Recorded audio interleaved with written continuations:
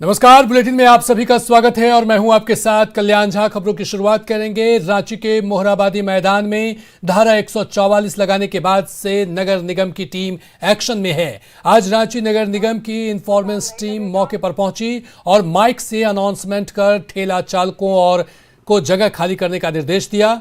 निगम के धावा दल ने मैदान के किनारे लगे ठेला खोमचे के मालिकों को और दुकानदारों को अपनी दुकान खुद से हटा लेने का निर्देश दिया, नहीं तो 24 घंटे बाद निगम सभी दुकानों को हटा देगी। मोहराबादी मैदान से ज्यादा जानकारी दे रहे हैं न्यूज़ 18 संवाददाता संजय कुमार सिन्हा।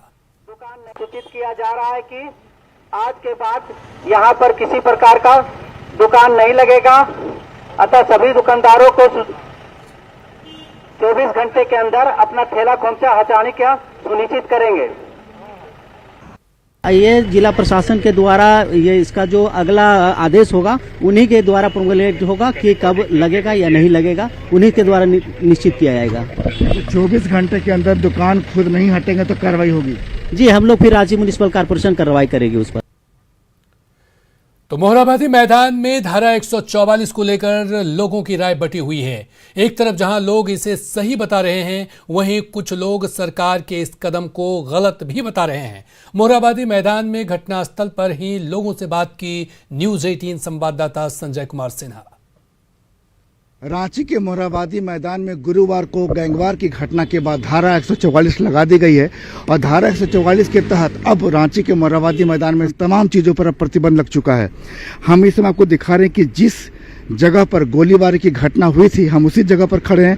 खून के छींटे अभी भी आप देख सकते हैं और ये बता रहे हैं कि राजधानी के मोरहाबादी मैदान में किस तरह की सख्ती की ज़रूरत है, क्योंकि शाम होने के बाद ये अपराधियों का अड्डा बन जाता है। हमारे साथ कुछ लोग हैं, उनसे बात करेंगे कि जिस तरीके से मोरहाबादी मैदान में उस दिन घटना हुई थी, अब प्रशासन की सख्ती हुई है। सरकार ने, सीएम ने खुद कहा है कि अब चीज़ों को बहुत ही सख्ती के साथ देखा जाएगा। क्या कहेंगे आप? हम लोग तो मॉर्निंग वॉकर हैं, लगभग रोज घूमने के लिए आते हैं। यहाँ लॉ एंड ऑर्डर की बहुत ज़्यादा कमी हो रखी है मोरहाबादी मैदान में। शाम को गुंडा लोगों का यहाँ जमावाड़ा लगा रहता है। प्रशासन को चाहिए कि जो अभी किए हैं वो हरदम के लिए हो। ये जो ठेला खोमचा है या यहाँ पर जो लोग गुंडा लोगों का राज हो गया है, वो लोगों को समाप्त होना चाहिए। आप एक महिला हैं, अक्सर इस इलाके से गुजरती हैं, क्या महसूस करती हैं? हाँ, मैं यहाँ पर आके अनसेफ महसूस करती हूँ। सुबह देखो तो मुझे ऐसा लगता है कि गाड़ी घोड़ा है और इतने खुमचा ठेला और ऐसे मतलब अनसेफ महसूस करती हूँ। और लेडीज लोग के लिए तो एकदम चाहिए ही यहाँ पर कि मतलब प्रशासन की मतलब बहुत टाइट गश्ती हो। हाँ, और लेडीज लोग की यहाँ पर चेन छिनाई ये वो, शाम में तो एकदम गुंडागिर्दी एकदम बहुत ही ज़्यादा रहती है, लड़कीबाजी चलती है, लड़काबाजी चलती है। तो ये सब, हाँ, ये सब हम लोग के लिए अनसेफ है। तमाम चीज़ों को बंद होना चाहिए। और जिस तरीके से अब 144 लगा दिया गया है, अब देख रहे हैं कि तमाम दुकानें भी बंद हैं यहाँ पर, तो ऐसे में क्या लगता है इससे कुछ संभव रोक लगेगा? सरकार को गरीबों की रोजी रोटी को ध्यान रखते हुए शाम को पुलिस की गश्त लगानी चाहिए। उनको भी कमाने खाने का जगह है, लेकिन सरकार का प्रयास सराहनीय है, लेकिन उनको पुलिस की गश्त वहाँ पे यहाँ बढ़ानी चाहिए और उनको भी कमाने खाने देना चाहिए। बिल्कुल। देखिए, हजारों लोगों की रोजी रोटी इस जगह से जुड़ी हुई है, तो निसंदेह जो है जो लोग प्रभावित हो रहे हैं वो लोग उग्र आंदोलन करेंगे। जहां तक आपका प्रशासन की बात है, तो प्रशासन को चाहिए, देखिए ऐसी बात नहीं है कि आज पहला बार यहाँ पे कोई ठेला खोमचा लगा, ये पहली बार तो है नहीं, पहले से लगता आया है, लेकिन कभी कोई घटना हुई नहीं। अब चाहिए कि प्रशासन की सही जो है सिक्योरिटी यहाँ पे दे, ताकि जो लोग यहाँ पे आते हैं, सुबह जैसे एक रोड जो है जो मॉर्निंग वॉकर्स के लिए बंद रहती है, मॉर्निंग वॉकर्स के लिए खुली रहती है, उस पर आवागमन बंद रहता है, तो वहाँ पे आसानी से लोग चलते हैं। अब चाहिए कि जैसे जो चौक चौराहा है जहाँ पे लोग जहाँ से गाड़ियों की एंट्री होती है, तो वहाँ पर जो है सुरक्षा की व्यवस्था की जाए। बिल्कुल, आपको हम बता दें कि आप देख सकते हैं कि बगल में ही, पास में ही, बिल्कुल जहाँ वारदात हुई थी उसके मात्र 20 मीटर की दूरी पर ही राज्यसभा सांसद और पूर्व मुख्यमंत्री शिबू सोरेन का आवास है। यहीं पर वारदात हुई थी। और उसके बाद देख सकते हैं कि तमाम दुकानें जो मोरहाबादी मैदान के किनारे लगी हैं, तमाम दुकानों को बंद कर दिया गया है। लोगों का कहना है कि चूंकि कई लोगों की रोजी रोटी इस मैदान से जुड़ी हुई है, इसे बंद नहीं करना चाहिए, लेकिन बजाय इसके कि आप यहाँ पर गश्ती व्यवस्था को ज़्यादा तेज करें, सुरक्षा व्यवस्था को मुकम्मल करें। अब ऐसे में लोगों का कहना है कि सरकार को जो सख्ती है सिर्फ एक दिन के लिए नहीं, हफ्तों भर के लिए नहीं, हमेशा के लिए सुनिश्चित करना होगा। कैमरामैन अमित के साथ संजय कुमार सिन्हा, न्यूज़ 18 रांची। और उधर बड़ी खबर आ रही है कि मोहराबादी शूटआउट को लेकर हाई लेवल मीटिंग जारी है। मुख्य सचिव की अध्यक्षता में ये बैठक हो रही है। डीजीपी के साथ रांची पुलिस के अधिकारी इस बैठक में मौजूद हैं। लॉ एंड ऑर्डर को लेकर इस बैठक में चर्चा हो रही है। आपको बता दें कि कल सीएम ने सख्त निर्देश दिया था, इसके बाद ये बैठक हो रही है। फिलहाल मोहराबादी में धारा 144 लागू है। चलिए और अधिक जानकारी के साथ ओम प्रकाश हमारे साथ जुड़ चुके हैं। ओम प्रकाश, मोहराबादी शूटआउट को लेकर अब हाई लेवल मीटिंग हो रही है, क्या कुछ जानकारी इस बाबत आपके पास? जी, जाहिर तौर पर जिस तरह से ये घटना हुई है उसके बाद से मुख्यमंत्री भी पूरे मामले को लेकर गंभीर हुए हैं और उसके बाद सीएम स्तर से इस पर समीक्षा की गई, जिसके बाद अधिकारियों में भी इसे लेकर खलबली मच गई है। और इसी को लेकर आज मुख्य सचिव के पास जो आला अधिकारियों की बैठक है वो चल रही है, जिसमें डीजीपी सहित पुलिस मुख्यालय के तमाम वरीय अधिकारी मौजूद हैं। तो वहीं इसके साथ ही रांची पुलिस के भी तमाम लोग और जिला प्रशासन से भी जुड़े लोग यहाँ पर मौजूद थे। वहीं आपको बता दें कि बैठक में साफ तौर से जो रांची की सीसीटीवी व्यवस्था है उसे लेकर, उसके इंटीग्रेशन को लेकर भी चर्चा की गई, साथ ही ट्रैफिक व्यवस्था को लेकर, ताकि जो भीड़ भाड़ वाली जगहों पर किस तरह से नो एंट्री किया जाए, इन तमाम मुद्दों को लेकर चर्चा की गई। इसके साथ ही जो लॉ एंड ऑर्डर है, जो राजधानी रांची में इस घटना के बाद से एक तरह से कहा जाए तो राजधानी रांची की सुरक्षा व्यवस्था की कलई खुल गई। जिस तरह से घटना को अंजाम दिया गया उस मामले को लेकर विशेष रूप से चर्चा की जा रही है, जिसमें डीजीपी सहित तमाम पुलिस के अधिकारी जो हैं वो मौजूद हैं। और इस मामले में साफ तौर से अपराधियों की धरपकड़ के साथ साथ जो लॉ एंड ऑर्डर को किस तरह से और दुरुस्त किया जाए ताकि इस तरह की घटना की पुनरावृत्ति न हो, इन तमाम चीजों को लेकर समीक्षा की जा रही है। और इसे लेकर ही मुख्य सचिव जो सीएम की तरफ से दिशा निर्देश मिला है उसके अनुरूप अधिकारियों को दिशा निर्देश दी जा रही है। जाहिर तौर पर जिस तरह से ये घटना हुई है उसमें कहीं ना कहीं जो रंगदारी है, जो पैसे का उठाव है, वो अहम वजह बनी है। और उस पर भी पुलिस किस तरह से काम करे, कहीं उसमें कोई पुलिस कर्मियों की भी कहीं संलिप्तता तो नहीं, इन तमाम चीजों को लेकर भी चर्चा की जा रही है, जो हमें अब तक जानकारी मिली है। हालांकि अभी बैठक चल रही है, जारी है। थोड़ी देर में जब बैठक खत्म होती है तो देखना होगा कि क्या कुछ निर्णय आता है, उसका क्या फलाफल जो है वो हमें आने वाले दिनों में देखने को मिलेगा। जाहिर तौर पर वहीं अगर मोरहाबादी मैदान की बात की जाए तो 24 घंटे का अल्टीमेटम दिया गया था दुकानों को हटाने के लिए, उसकी मियाद खत्म हो जाएगी, जिसके बाद निगम और जिला प्रशासन की तरफ से अभियान चलाए जाने की बात कही जा रही है। वो भी अभी शाम 6 बजे का वक्त जब बीतता है तो उसके बाद वहां पर जो स्थिति है उसे लेकर देखना होगा, क्योंकि दुकानदार भी जो वहां के वेंडर्स हैं वो भी किसी भी परिस्थिति में दुकान हटाने को तैयार नहीं है।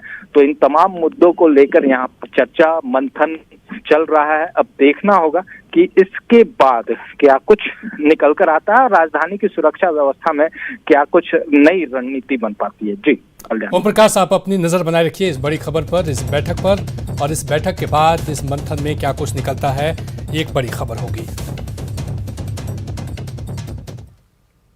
चलिए बढ़ेंगे अगली खबर की तरफ। झारखंड कांग्रेस के नए प्रभारी अविनाश पांडे 3 दिवसीय दौरे के लिए रांची पहुंच चुके हैं। रांची एयरपोर्ट पर कांग्रेस कार्यकर्ताओं और नेताओं ने उनका जोशी से स्वागत किया।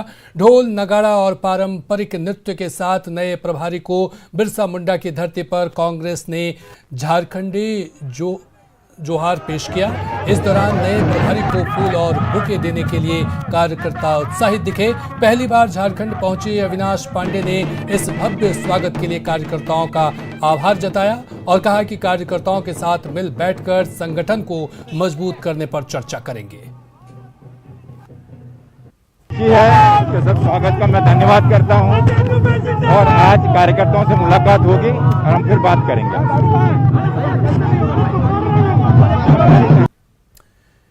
वहीं कांग्रेस ऑफिस में अविनाश पांडे के बैठक को लेकर पूरी तैयारी की गई है। अपने 3 दिवसीय दौरे के दौरान वे झारखंड कांग्रेस के नेताओं के साथ करीब 1 दर्जन से ज्यादा बैठक करेंगे।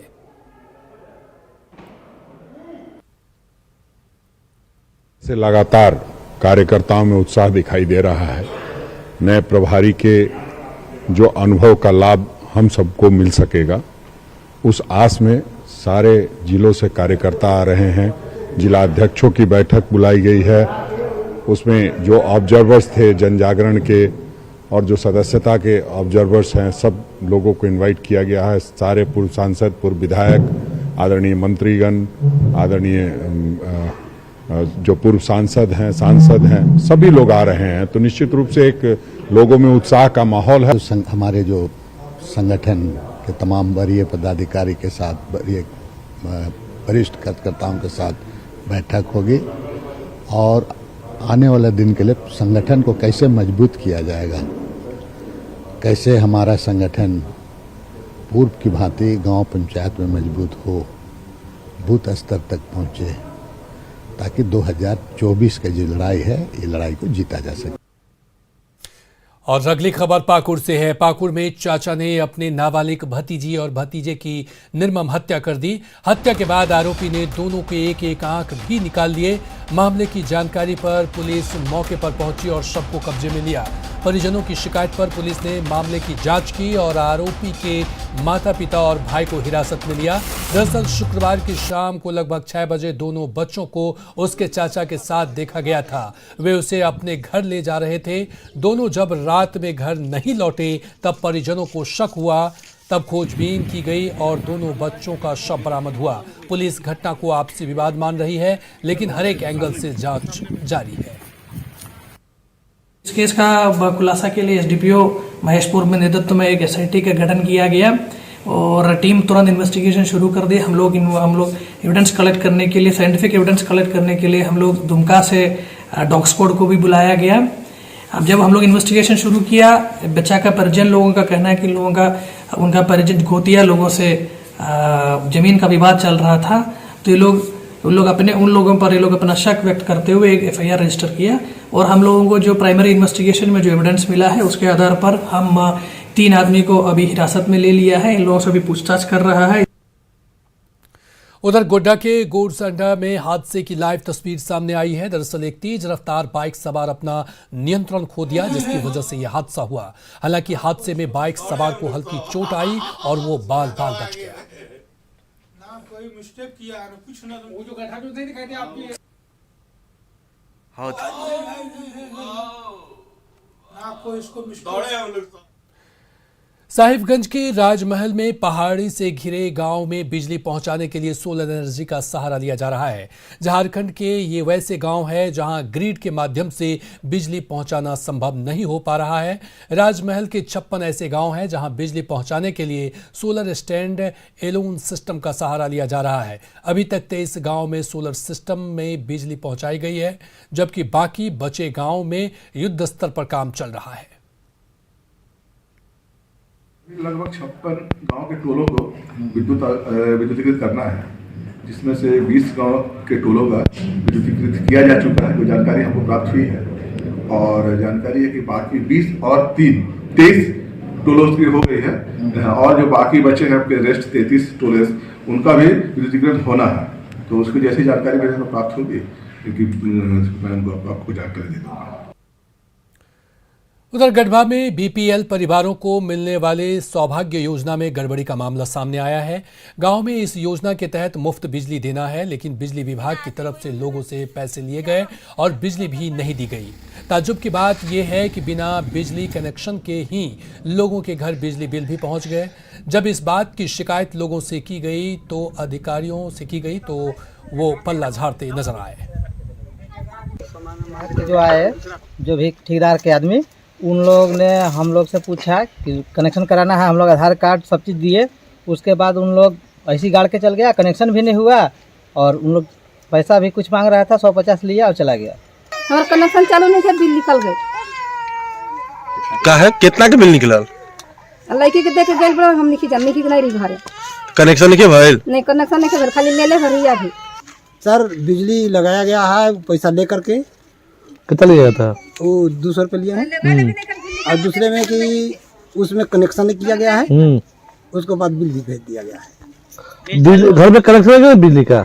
नहीं, कनेक्शन नहीं, तो कनेक्शन कराया, बाकी चालू नहीं किया है। बिना काम किए पैसा निकाल ले रहा है सब। कुछ परसेंट हो सकता है, पूरा गड़बड़ नहीं है, कुछ परसेंट हो सकता है। मानते हैं नगर के भी कुछ एरिया है जहाँ पे मीटर दिया गया, 20% मानते हैं, मीटर लगा दिया गया, कनेक्शन नहीं दिया गया, बहुत ऐसा मामला आ रहा है। 20% मानते हैं घपला है, हो सकता है, उसको हम लोग जांच कराएंगे, जांच के बाद ही पता चलेगा क्या है।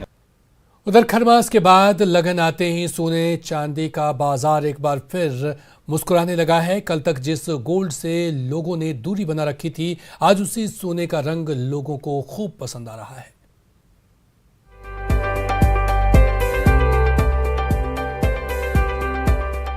खरमास का महीना पार होने के बाद सोने की चमक से बाजार एक बार फिर रोशन हो उठा है। शादी ब्याह का लग्न आते ही आभूषण बाजारों में खरीदार दिखने लगे हैं। हालांकि बताया जा रहा है कि सोने चांदी के भाव में खरमास महीने से अब तक ज्यादा उतार चढ़ाव देखने को नहीं मिला है। बावजूद इसके लोग बजट में ही खरीदारी करना पसंद कर रहे हैं। दरअसल खरमास महीने में सोने का भाव 46,400 से लेकर 46,600 के बीच घूमता रहा। हालांकि खरमास के बाद 26 जनवरी के करीब सोने का भाव 47,000 के पार भी गया, लेकिन 28 जनवरी को सोने की चमक 46,800 पर आकर रुकी। शादी ब्याह है, उसी का फंक्शन वगैरह, उसी का तैयारी वगैरह चल रहा है, उस चलते ही हम लोग आए हैं ज्वेलरी वगैरह खरीदने के लिए। क्या क्या खरीद रही हैं? वही गले का सेट वगैरह देख रहे हैं अभी, अंगूठी। महंगा, हाँ महंगाई तो बहुत बढ़ गई है, थोड़ा बजट से बाहर ही, वही देख पसंद आ रहा, देख रहे कैसा पसंद आता है। ओवरऑल गहने का जो रेट है वो बहुत ऊपर चला गया है, क्योंकि हम लोग एक ड्यूरेशन के बाद निकले हैं, 6 महीने के बाद आए हैं। कोरोना कम हो गया तो अभी हम लोग आए हुए हैं, लेकिन रेट जो दिख रहा है बहुत ज्यादा हाई है, इसीलिए हम लोग का बजट एडजस्ट नहीं करना पड़ रहा है। सोने के साथ साथ चांदी के भाव में भी खरमास महीने से लेकर अब तक ज्यादा उतार चढ़ाव देखने को नहीं मिला है। 28 जनवरी को 10 ग्राम चांदी का भाव 660 था। वहीं हीरा अपनी चमक के साथ बाजार में बरकरार है। सामान्य हीरे के गले का एक सेट बाजार में 4 से 5 लाख के बीच खरीदा जा सकता है। लेकिन आपको बता दें कि हीरे के गहनों की कीमत कट, कलर और क्लैरिटी पर निर्भर करता है। सोना चांदी का मार्केट में सुधार हुई है, क्योंकि उधर लोग ज्वेलरी की खरीदारी करना उचित नहीं समझते हैं, और उसके बाद जो है सो इधर जब से खरवास खत्म हुआ है तब से लोगों बाजार में कुछ रौनक लौटा है। एंटिक ज्वेलरी ज्यादा पसंद करते हैं, लेकिन अभी जैसे कि कम बजट में लोग भी चाहते हैं कि लेना, तो ये है कि आपका ये सेट है प्लेन सेट, ठीक है ना, तो ये है, तो इसका डिजाइन देखिए बहुत सुंदर है, ठीक है ना, इसमें वर्क प्लेन वर्क है, कटिंग है इसमें जी, उसमें भी है,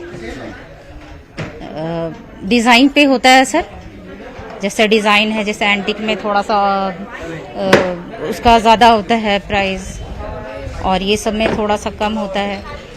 हालांकि सोना कारोबारियों को उम्मीद है कि कोरोना और खरमास की वजह से आई मंदी को लगन का बाजार दूर कर देगा। बहरहाल महंगाई के दौर में भी सोना अपनी चमक से अपने पुरानी धाक को फिर जमाने की कोशिश में जुटा है। संजय कुमार सिन्हा, न्यूज़ 18 रांची। आज जब हम बेटियों की बातें करते हैं तो हमें समाज के बदलते स्वरूप की तस्वीर दिखती है, लेकिन इसी समाज में अब भी बेटियों को लेकर कुछ परिवार ऐसे हैं जिनकी तकियानुसी सोच हमें सोचने पर मजबूर कर देती है। दुमका से आई ऐसी ही तस्वीर देखिए और समझिए कि क्यों जुड़वा नवजात बहनों को यूं ही उनके हाल पर छोड़ दिया गया।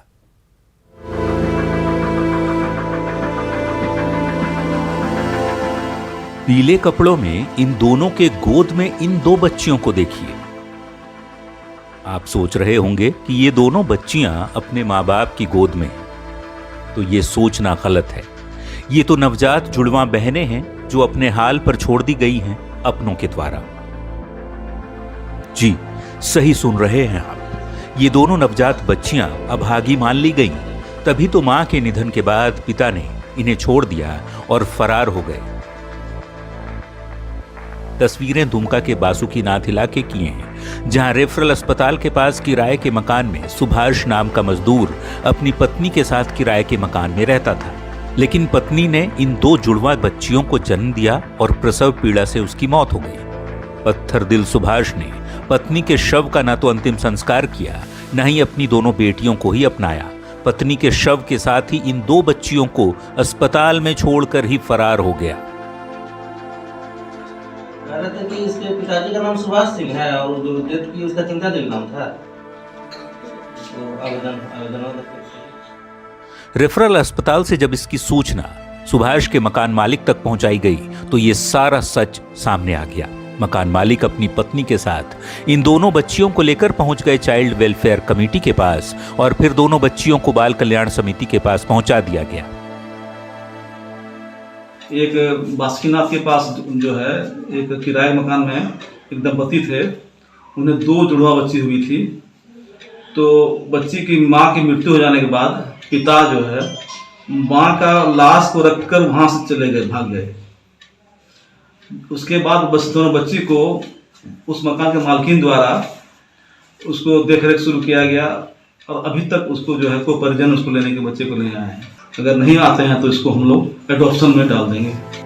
बाल कल्याण समिति ने इन नवजात बच्चियों को फिलहाल अपनी संरक्षण में रखा है और दोनों का नामांकन करते हुए दोनों को अगले आदेश तक स्पेशल अडॉप्शन एजेंसी के जिम्मे सौंपा है। लेकिन ये तस्वीर मानवता के नाम पर कलंक से कम नहीं, क्योंकि आज की तारीख में जब हम बेटियों के संरक्षण की बातें करते हैं, बेटियों के उज्जवल जीवन की बातें करते हैं, समाज के बदलते नजरिए की बातें करते हैं, तो इन सब के बीच ऐसी तस्वीर उस परिवार के मुंह पर तमाचे से कम नहीं जो केवल बड़ी बड़ी बातें करता है। सचमुच सुभाष जैसे पिता होने पर शर्म आती है।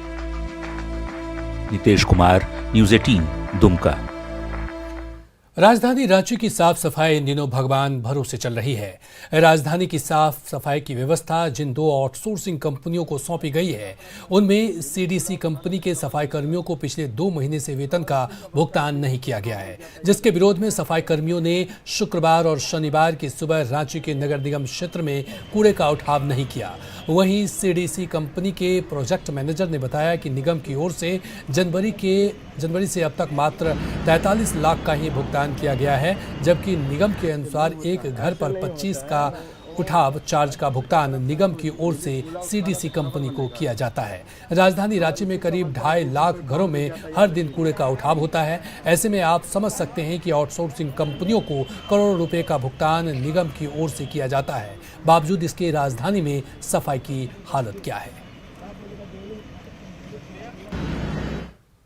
और इसी के साथ फिलहाल इस बुलेटिन में इतना ही, लेकिन न्यूज़ 18 बिहार झारखंड पर खबरों का सिलसिला लगातार है जारी। नमस्कार।